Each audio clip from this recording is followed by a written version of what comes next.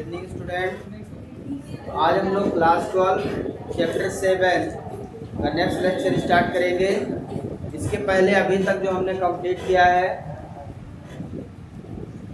Alternating circuit. Alternating circuit में मैंने 7 kind का आपको बताया था। कितने प्रकार का?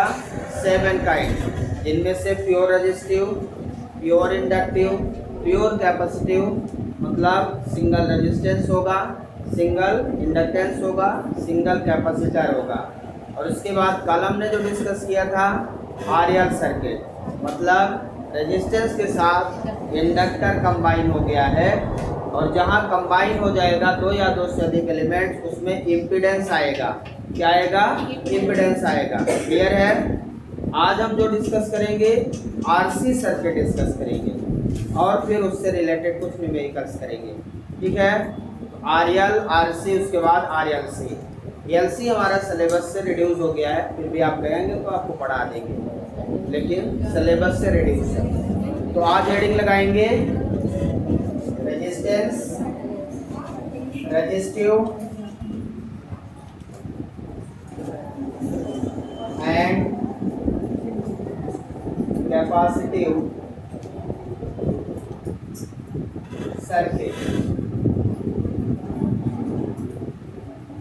रेजिस्टिव, कैपेसिटिव सर्किट, और इसी को सिंपल फॉर्म में आरसी सर्किट बोलते हैं। RC circuit. कल हमने आरएल सर्किट डिस्कस किया था, आज हम लोग आरसी सर्किट की स्टडी करेंगे। क्लियर है? Circuit containing resistance and capacitor is called resistive capacitive circuit. Okay, सबसे पहले हम सर्किट बना लें। सर्किट हमने कल बनाया था, याद होगा आपको। रेजिस्टेंस के साथ कैपेसिटर को कंबाइन करेंगे with alternating voltage supply. Alternating voltage supply के साथ ये हमारा सिंबल ऑफ सोर्स वोल्टेज है, जो V equal to V naught sine omega T की सप्लाई देगा।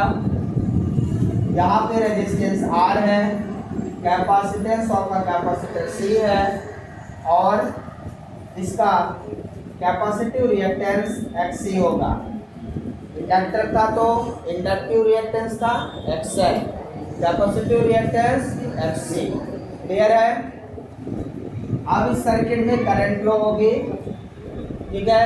आरएल सर्किट में आपने देखा था करंट लैगिंग था, वोल्टेज लीडिंग था। आरसी सर्किट में क्या होगा? C for capacitor, C for current. Capacitor में करंट लीड करती है और रेजिस्टेंस के अक्रॉस सेम फेस रहता है। तो जो कैपेसिटर का नेचर होगा वही नेचर यहाँ पे रहेगा। तो कैपेसिटर में करंट लीडिंग होती है, तो यहाँ पे भी करंट लीडिंग रहेगी, क्योंकि रेजिस्टेंस में तो सेम फेस रहता है।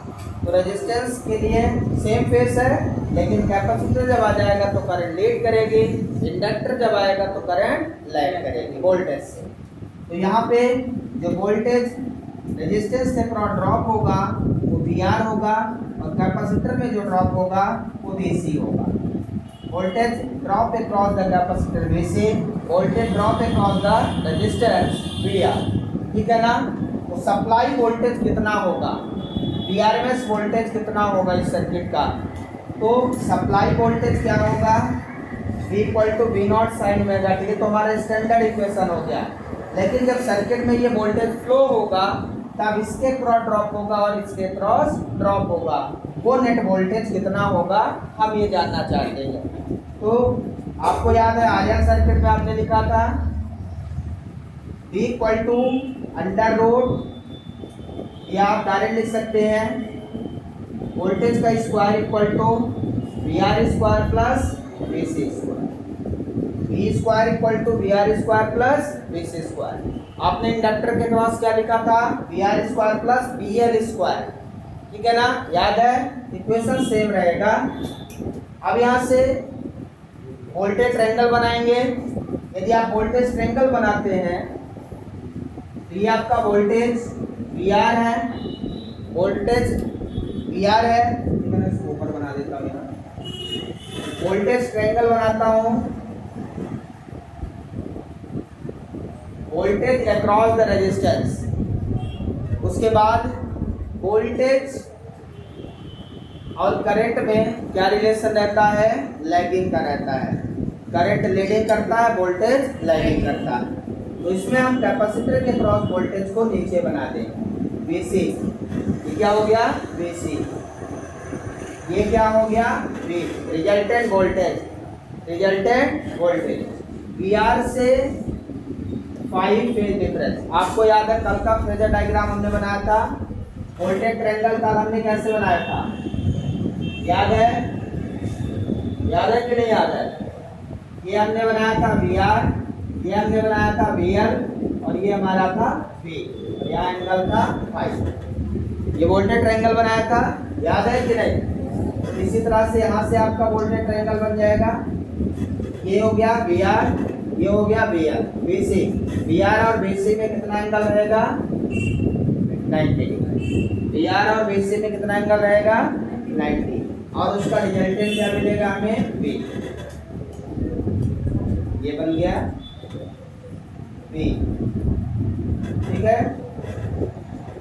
आप इसको ऐसे ना समझ में आए तो सीधा भी बना सकते हैं। यदि आपको ऐसा ना समझ में आए तो आप ऐसा बना दीजिए। ये VR हो गया,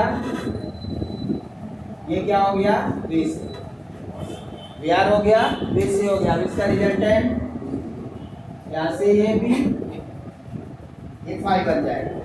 दूसरा तरीका इसका ये और है, यदि आप इसको और बनाना चाहें, ये हो गया VR, ये हो गया VC, और ये हो गया V। तीनों तरीके से आप इसको बना सकते हैं। ये बन गया क्या, वोल्टेज ट्रायंगल। आपको याद है कल यहाँ हमने VL लिखा था, आज हमने क्या लिख दिया, VC। इसको एक तरीके से और बना सकते हैं। वो क्या तरीका है, ये हो गया VR, ठीक है, इतनी सारी तरीके हैं। ये हो गया VC, ये हो गया, ये क्या हो गया, V। फाइनल वोल्टेज, और ये voltage, voltage across resistance, voltage across capacitor, ठीक है ना। तो अब हम फाइनल बनाने जा रहे हैं। ये सारे तरीके से आप बना सकते हैं, ये तो बताया। फाइनल बनाता हूँ, ठीक है। VL, VC, ये भी दोनों बना देगा। VR, VC यहाँ से बना दे, ये भी, ये भी। ये क्या बन गया, वोल्टेज ट्रायंगल। वोल्टेज क्या बन गया भाई, वोल्टेज ट्रायंगल। पाइथागोरस थ्योरम लगाएंगे तो क्या लिखेंगे, V का square equal to VR square plus, same लिखा हुआ है, उसी से आपको बना देना है। चाहे आप ऐसा बना दे, चाहे ऐसा बना दे, एक ही चीज है, ठीक है ना।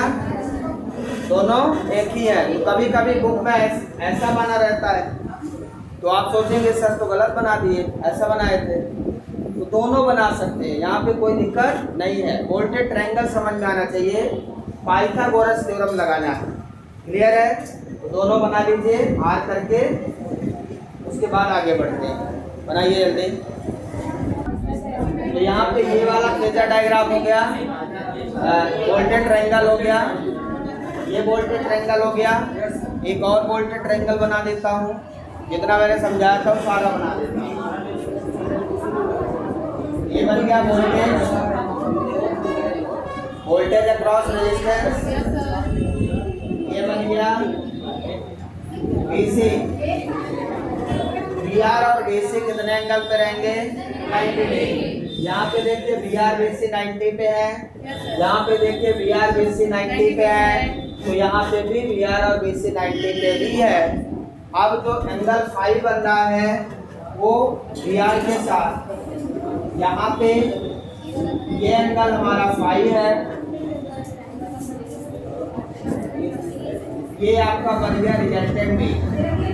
यहाँ से भी आप निकालना चाहेंगे तो ध्यान से देखिए, ट्रायंगल वही बना है। यदि हम ये वाली लाइन को वी आर देखें, ये वाली लाइन पैरेलल टू BC है, मतलब ये BC है, ये VR है तो ये BC है, VR square plus BC square equal to V square.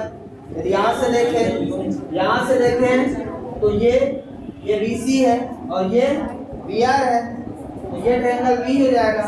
तो VR square plus BC square equal to V square, मतलब इसमें दो राइट एंगल ट्रायंगल दिख रहे हैं। चाहे आप यहाँ से लीजिए चाहे यहाँ से लीजिए, डायग्राम वही है।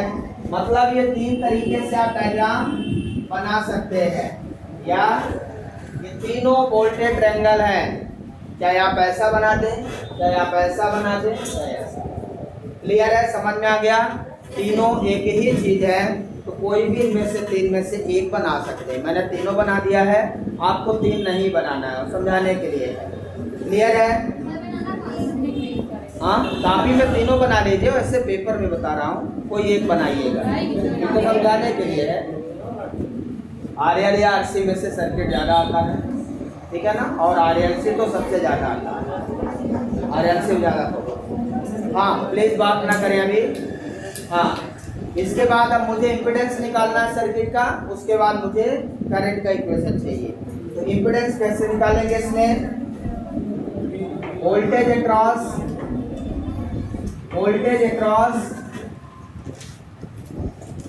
रेजिस्टर कितना है? VR इक्वल टू IR, और वोल्टेज अक्रॉस कैपेसिटर कितना है? VC equal to IXC, VC equal to IXC, V equal to IR, VC equal to IXC। यदि आप XC की वैल्यू रखना चाहेंगे तो XC इक्वल टू 1/ओमेगा से I/ओमेगा से भी हो जाएगा। अब ये वैल्यू इस इक्वेशन में पुट कर दें, इक्वेशन फर्स्ट में। ओके, तो V स्क्वायर इक्वल टू क्या मिल जाएगा? VR की जगह क्या रखेंगे? In place of VR put IR, so IR का square plus in place of VC put IXC का square, so V square equal to I square R square plus I square XC square. Take I square common, कितना हो जाएगा? V square equal to I square R square plus XC square. अब यहाँ से मुझे निकालना है B, तो B कितना होगा? बना लिया जाए, यहाँ से I स्क्वायर को डिवाइड कर दें, इधर I स्क्वायर को डिवाइड कर दें, B square by I square equal to R square plus XC square, XC square. अब B अपान I लिख सकते हैं इसको, B अपान I का होल स्क्वायर इक्वल टू कितना हो जाएगा? R square plus XC। B upon I क्या होता है? Z होता है, इम्पीडेंस। यहाँ पे RC सर्किट में Z हो जाएगा, तो यहाँ पे इसको लिख लेंगे Z square equal to R square plus XC square. अब इससे Z निकालेंगे तो क्या मिलेगा? Under root R square plus XC square, R square plus XC square. इसको और लिख सकते हैं, प्लीज मैंने आपको कहा कि बातें ना करें, बाद में बात कर लीजिएगा। ये आ गया आपका इम्पीडेंस,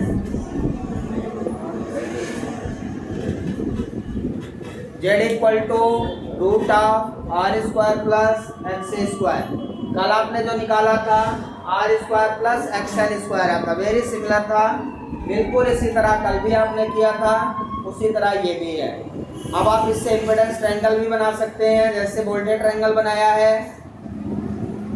इम्पीडेंस ट्रायंगल बन जाएगा क्या?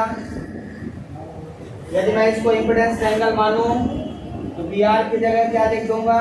R BC की जगह क्या लिख दूंगा XC और B की जगह क्या लिख दूंगा Z। तो ये वोल्टेज ट्रायंगल की जगह क्या नाम बन जाएगा, इम्पीडेंस ट्रायंगल। क्या बन गया ये, इम्पीडेंस ट्रायंगल। कोई भी बना सकते हैं इनमें से, इधर मिटा देता हूं। इस इक्वेशन को देख के आप देखिए, Z equal to under root R square plus X square, Pythagoras theorem लगाएंगे तो ऐसा ट्रायंगल बन जाएगा। क्या ऐसा ही बनेगा। पाइथागोरस थ्योरम से यदि आप Z यहाँ से लिखना चाहें तो हाइपोटेनस का स्क्वायर इक्वल टू बेस का स्क्वायर प्लस परपेंडिकुलर का स्क्वायर, तो वही चीज मिल जाएगा। क्या ये इक्वेशन मिलेगा, क्या Z square equal to R square plus X square. तो इसी से आपको ये ट्रायंगल बना देना है, which is called impedance triangle. जैसे आपने वोल्टेज ट्रायंगल इससे बनाया था, सिमिलर आपने इम्पीडेंस ट्रायंगल बना लिया है। इससे हमें फाइंड करना रहेगा फेज डिफरेंस। देखिए जब प्योर था तब फेज डिफरेंस फिक्स था। प्योर रेजिस्टिव में फेज डिफरेंस 0 आया था, प्योर इंडक्टिव में फेज डिफरेंस 90 डिग्री आया था, current lagging voltage leading. Pure capacitive में फेज डिफरेंस 90 डिग्री आया था और current leading voltage lagging by 90 degree. ठीक है, लेकिन यहाँ पे प्योर नहीं है, यहाँ पे कंबाइन है, R के साथ L है, R के साथ C है। तो अब फेज डिफरेंस एग्जैक्टली एंगल नहीं मिलेगा। एग्जैक्टली एंगल के लिए न्यूमेरिकल वैल्यू चाहिए, क्योंकि अब प्योर नहीं है तो फाई कितना भी हो सकता है। तो इसलिए हमें पहले पावर फैक्टर फाइंड करने के लिए फेज डिफरेंस चाहिए। तो हमें यहाँ से फेज डिफरेंस निकाल लेना है, चाहे वोल्टेज ट्रायंगल से निकाल लें चाहे इम्पीडेंस ट्रायंगल से निकाल लें। यहाँ तक लिख लिया सबने, इम्पीडेंस क्लियरली लिख लिया है, इम्पीडेंस लिख लिया सबने। फार्मूला याद रखिएगा, आरसी सर्किट का इम्पीडेंस क्या होगा, under root R square plus XC square. XC की जगह 1/ओमेगा c भी लिख सकते हैं। तो ये पूरा फार्मूला इम्पीडेंस का क्लियर है, याद रहेगा। अब आपको निकालना क्या है, फेज डिफरेंस। क्या निकालना है, फेज डिफरेंस। इधर मिटा देता हूं, नहीं लिख पाए, कंप्लीटेड।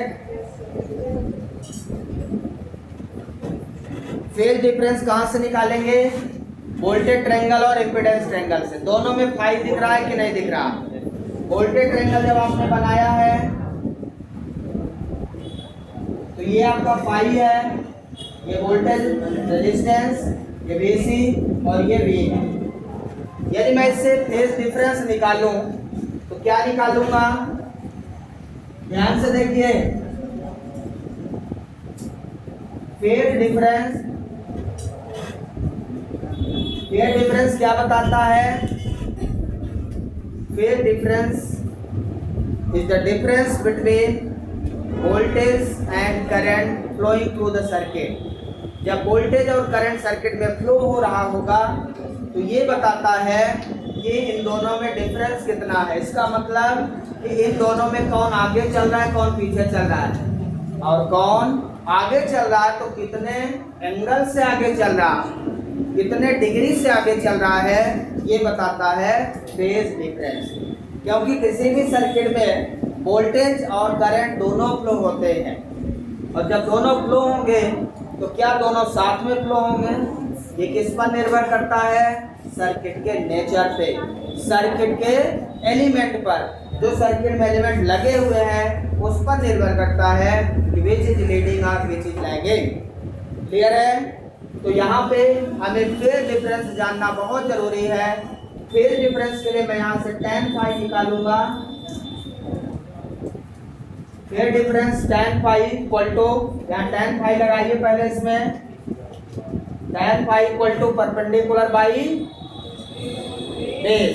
परपेंडिकुलर इसका क्या है, BC, बेस क्या है, VR। ठीक है, इससे निकालेंगे क्या लिख देंगे, R/XC, R/XC। सही है, समझ में आया। तो यहाँ से भी फाई निकालोगे, tan इनवर्स BC/VR आप इसको चेंज भी कर सकते हैं, base equal to I XC, V R equal to I R. तो यहाँ से I I cancel, XC by R उल्टा लिख देते हैं, यहाँ पे उल्टा लिख दिया एक्सी बाई आर। ये कितना हो जाएगा यहाँ पे tan inverse XC by R. XC की वैल्यू रख दो, एक्सी की वैल्यू कितनी है 1 बाई ओमेगा सी। तो और क्या बन जाएगा ये tan inverse 1 by omega R C, 1 by omega C, omega C R. ठीक है, तो this is the phase difference of RC circuit.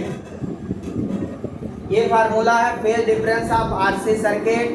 कोई भी फार्मूला आपसे पूछा जा सकता है या लिखने के लिए दिया जाए तो कोई भी इनमें से लिख सकते हैं। Pi equal to 10 by V C by V R लिख सकते हैं, एक्स सी बाई आर लिख सकते हैं, 1 अपान ओमेगा आर सी लिख सकते हैं। ये सभी बराबर है, सारे इक्वेशन इक्वल हैं, फेज डिफरेंस है। समझ में आया क्या? तो यदि फेज डिफरेंस फाइंड करना है तो बी सी और वी आर चाहिए, तभी आपको एंगल मिलेगा। नोट डाउन कर ले यहाँ तक। इसके बाद फाइंड करेंगे, आप क्या फाइंड करेंगे? फेजर डायग्राम बनाएंगे। फेजर डायग्राम से भी हमें यह पता चलता है, phasor diagram is the representation of leading lagging voltage और करंट। रिप्रेजेंटेशन ऑफ, ये रिप्रेजेंटेशन है एक प्रकार का। तो फेजर डायग्राम से हमें पता चलेगा कि कौन आगे चल रहा है और कौन पीछे चल रहा है। तो फेजर डायग्राम रिप्रेजेंट करेगा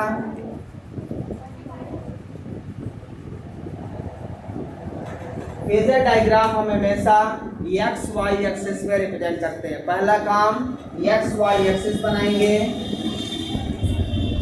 एक्स और वाई। ठीक है, इसके बाद बहुत सिंपल है फेजर डायग्राम बनाना। सबसे पहले वोल्टेज का, रेजिस्टेंस के लिए मैंने आपको बताया है, पहले रेजिस्टेंस का फेजर वी आर और आई। रेजिस्टेंस के क्रॉस वोल्टेज और current are in same phase, voltage and current are in same phase. और कैपेसिटर के क्रॉस यदि वी आर ले लिया आपने तो वीसी 90 डिग्री नीचे होगा, वीसी 90 डिग्री नीचे हो जाएगा। क्यों? क्योंकि करंट वी आर और आई इसमें हो गया। ध्यान से देखिए, यदि मैं इसको देखूं, इसमें वी आर हो गया और इसी में आई हो गया। अब करंट हमारी कैपेसिटर में लीड करती है, तो ये लीड करेगा, मतलब कैपेसिटर का वोल्टेज लैग करेगा। तो यही डायग्राम को यहाँ बनाने जा रहा हूँ। ठीक है, इस डायग्राम में जब हम बनाएंगे तो डायग्राम को ध्यान रखना है। जो वोल्टेज का इक्वेशन बनेगा P, जो रिजल्टेंट वोल्टेज है, वो हमेशा ओमेगा टी एंगल बनाएगा। जो रिजल्टेंट वोल्टेज B है, ये B equal to V naught sine omega T. जो वोल्टेज बनेगा ये भी, वही ये भी है। ठीक है, तो पहले हम वोल्टेज बना लें। ये B है, कितना एंगल है ओमेगा टी। अब वी आर और वीसी, वी आर और वीसी क्या है? वी आर यदि हम देखो, रिजल्टेंट का मतलब भी बीच में रहेगा। हमने अभी ये वाला ट्रायंगल बनाया था, याद है आपको? ये वी आर और ये वीसी और ये वी, यहाँ से फाई एंगल बना था, याद है क्या आपको? वी आर और वीसी किस पे रहेंगे? 90 पे, और इनका रिजल्टेंट उनके बीच में रहेगा।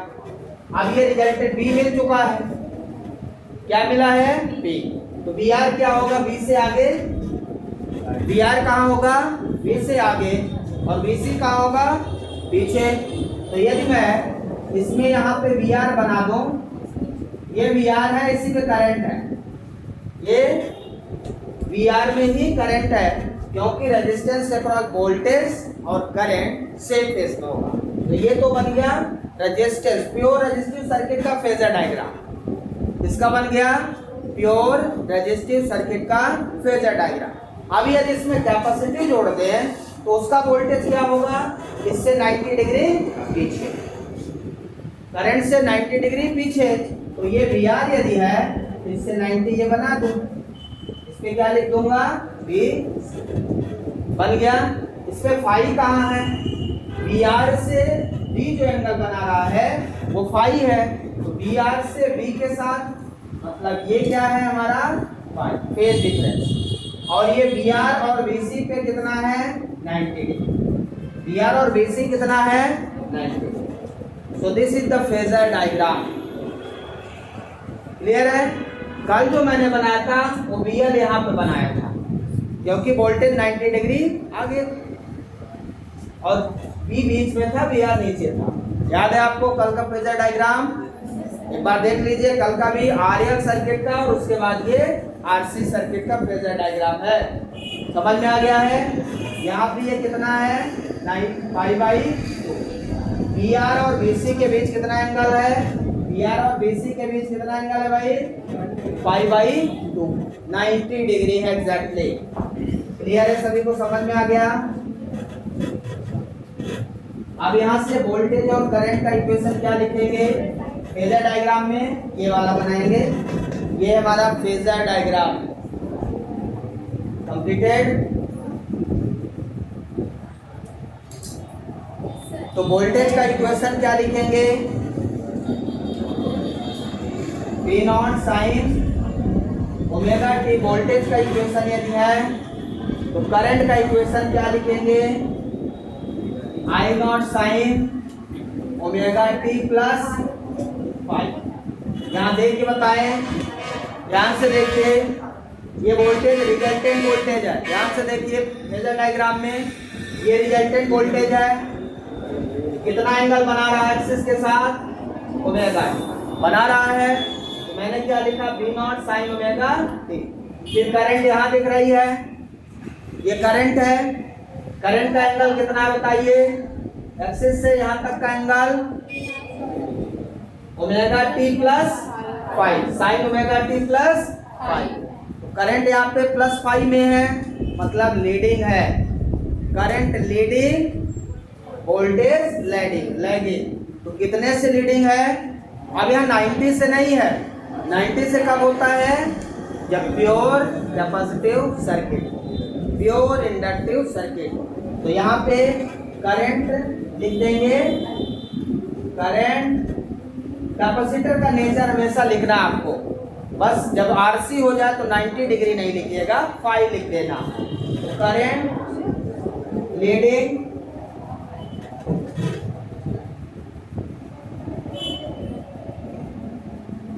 फाइव विद द वोल्टेज, मतलब यहाँ पे leading power factor of current है। करंट लीडिंग है तो वोल्टेज क्या होगा? लैगिंग। करंट यदि लीडिंग है तो वोल्टेज क्या होगा? लैगिंग। तो वोल्टेज और करंट का इक्वेशन समझ में आया? कल आरएल जब बताया था तो यहाँ -5 था, बाकी सब सेम था, क्योंकि उसमें करंट लैगिंग था, इसमें करंट लीडिंग। इक्वेशन याद रहेगा दोनों। और यही प्योर कैपेसिटी होता तो 5 की जगह कितना लिख देते? 90 लिख देते बस, और कोई चेंज नहीं होता। 5 की जगह 90, और इंडक्टर में प्योर इंडक्टिव होता तो 5 जगह 90, मतलब -5/2। आगे बढ़े। अब हम पावर फैक्टर निकाल लें। डायग्राम बना लिया आपने? सबने बना लिया फेजर डायग्राम? इसके बाद इसका क्या निकालोगे? Power factor.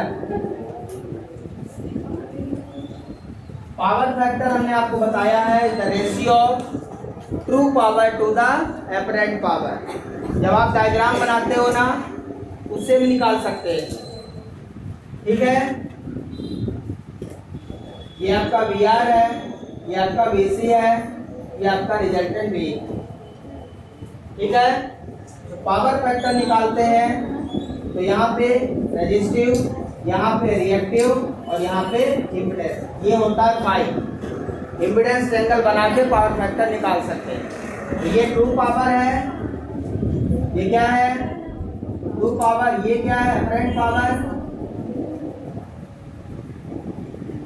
पावर फैक्टर क्या होता है? cos पाई। यहां से cos पाई निकालो, कितना आएगा? R/J। True power to apparent power का ratio cos phi equal to base upon hypotenuse. तो पावर फैक्टर का फार्मूला क्या हो गया, R by Z. R by Z, Z की वैल्यू क्या है, under root R square plus X. तो this is the formula of power.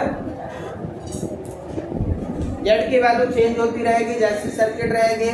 RL में R square plus X square था, इसको और भी आगे लिख सकते हो, R by under root R square plus 1 upon omega C का स्क्वायर, ये भी आप लिख सकते हो। क्लियर है? बना लिया पावर फैक्टर। बिल्कुल ट्रायंगल याद रखिए, true power R active power, इधर एपरेंट पावर, ये रिएक्टिव पावर होता है। मैंने आपको इसे बताया था, ठीक है ना। पावर फैक्टर को cos फाई से रिप्रेजेंट करते हैं, इसलिए क्योंकि cos फाई ही इसमें ट्रू पावर और एपरेंट पावर का रेशियो देता है। cos फाई से रिप्रेजेंट करते हैं इसको। क्लियर है? समझ में आ गया? अब इसका पावर निकाल लेंगे। इसका पावर आपको उसी तरह निकालना है जैसा हमने कल आपको बताया था। सिंपल फार्मूला है पावर का। वोल्टेज कितना है हमारा, V naught sine omega T. Current कितना है, I naught sine omega T plus phi. ये दोनों इक्वेशन हो गए। पावर का फार्मूला क्या होता है, VI। अब यहाँ पे वैल्यू रख दीजिए, V naught sine omega T, I naught sine omega T plus five, V naught I naught sine omega T sine omega T plus formula बनेगा यहाँ पे। टू साइन है, साइन बी का फार्मूला बनाओ। तो टू से ऊपर नीचे मल्टीप्लाई और डिवाइड। टू साइन है, साइन बी, कल फार्मूला बताया था। टू साइन है, sine B equal to cos a minus B minus cos a plus B, यही फार्मूला बताया था। Two sine A sine B का formula cos a minus B minus cos a plus. ये value यहाँ पे रख दें, पावर मिल जाएगा। मिलेगा कि नहीं? चाहे RL हो, चाहे RC हो, चाहे RLC हो, सबके लिए पावर सेम फार्मूला। अलग से 3 नंबर का ये आता है प्रूव करने के लिए। ये 3 मार्क्स का आता है, ध्यान रखिए। 3 मार्क्स का पावर फाइंड करने के लिए फार्मूला पूछता है। यह क्वेश्चन पूछेगा, prove that P equal to VRMS IRMS cos phi. कई बार आया है ये, इसको बिल्कुल आपको एज इट इज ध्यान रखना है, ठीक है। चाहे प्लस हो चाहे माइनस हो, जो प्रूव करने के लिए आएगा तो चाहे यहाँ प्लस लीजिए चाहे माइनस लीजिए, इसमें सेम रिजल्ट आएगा।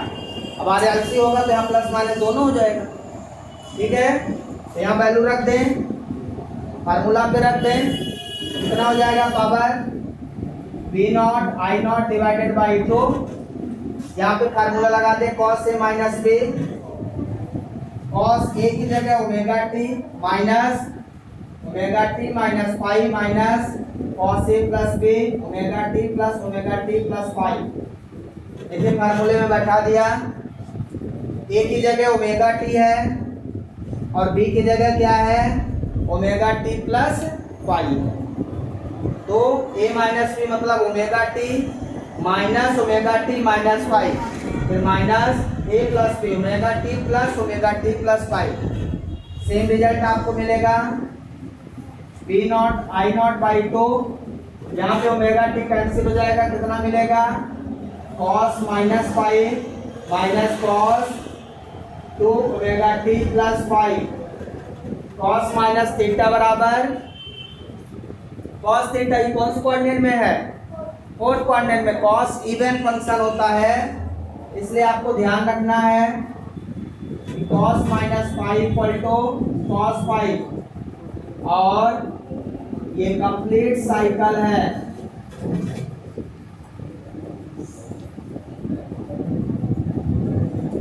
Complete cycle. अब मुझे एवरेज पावर निकालना है, ये तो पावर हो गया, ये complete cycle cos 2 omega T, complete cycle का एवरेज पावर 0। साइनोसोडल वेव में कंप्लीट साइकिल का एवरेज पावर 0 होता है। तो इसका पूरा क्या हो जाएगा, ये फाई पे निर्भर नहीं करता, कल बताया था। फाई केवल ये बताता है, जैसे मान लो ये cos ओमेगा टी बन गया, ये किसका, साइन ओमेगा टी का डायग्राम है, और इसमें हमने फाई जोड़ दिया, तो ये फाई आगे हो जाएगा, बस ये यहाँ से स्टार्ट हो जाएगा। तो एवरेज प्लस माइनस तो इसमें भी रहेगा। इसका इक्वेशन क्या हो जाएगा, sine omega T plus phi या 2 ओमेगा टी प्लस फाई।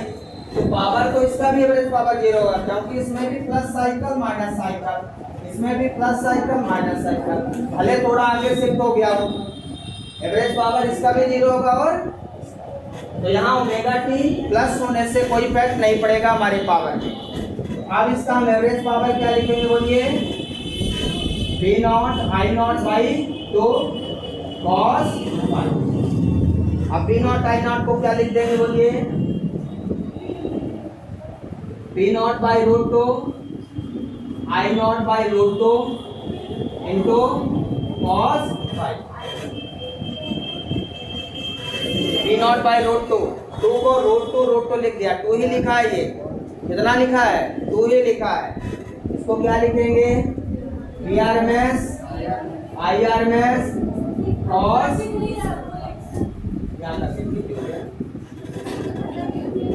अब लिख दिया हूँ, बस ऊपर लिखो, इधर से लिख दिया है। 3 मार्क्स का ये पावर का अलग से आता है, ध्यान रखना है, ठीक है। इस पावर का फार्मूला और आप ऐसे भी लिख सकते हैं, VRMS IRMS into power factor, power factor. अब हमको बताइए आप, प्योर रेजिस्टिव सर्किट का पावर फैक्टर कितना होता है, प्योर रेजिस्टिव सर्किट का पावर फैक्टर 1, तो इसको 1 कर दो तो पावर, आपने प्योर रेजिस्टिव सर्किट का पावर VRMS IRMS निकाला था, प्योर इंडक्टिव सर्किट का पावर 0, क्योंकि power factor 0, pure capacitive circuit का पावर 0, क्योंकि पावर फैक्टर 0। तो किसी का भी आप पावर निकाल सकते हो जिसका पावर फैक्टर पता हो। ये बहुत इंपॉर्टेंट फार्मूला है, very most important formula. cos phi को हम पावर फैक्टर लिखते हैं ना, तो यहाँ से cos फाई को हमने क्या लिख दिया, पावर फैक्टर। तो this is the average power. Prove करने के लिए आता है ये आता है प्रूव करने के, प्रूव दैट लिखा रहता है, prove that VRMS IRMS cos phi P average equal to.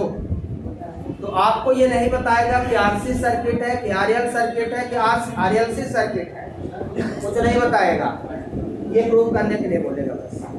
तो आपको क्या करना है, यही इक्वेशन लिख देना है, V naught sine omega T और I naught sine omega T plus phi लिखे या माइनस फाई, दोनों से सेम आएगा, कोई भी एक कर ले आप। क्लियर है, बन जाएगा।